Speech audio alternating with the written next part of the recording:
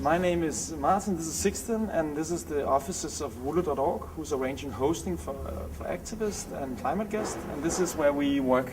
This is the old Carlsberg Brewery.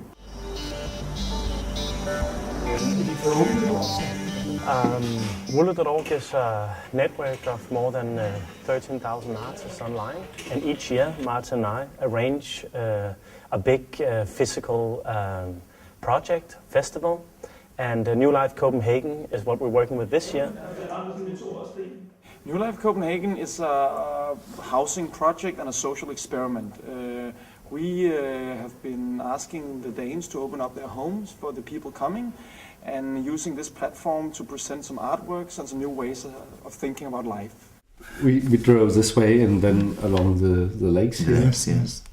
And it has been very new to me to have these guests here, and it's very eye-opening, I think, to hear somebody from other countries' perspectives on climate and how to deal with all these climate changes and so on, and hear their opinions on how to solve this very big problem which we're facing now.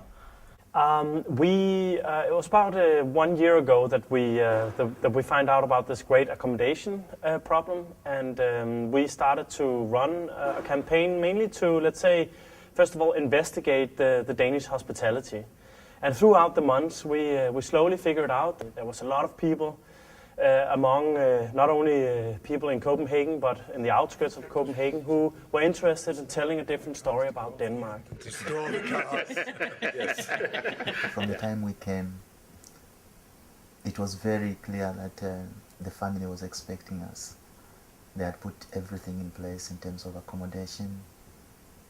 We've had some of the very delicious dishes, and that has been very, in terms of hospitality, I think it has been very good.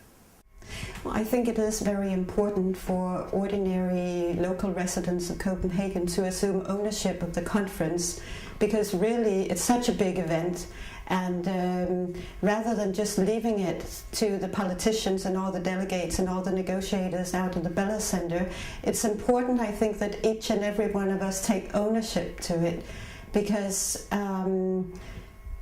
New Life Copenhagen is very much in the spirit of the UN, I think, in terms of intercultural understanding and friendship across the boundaries, borders, and so on.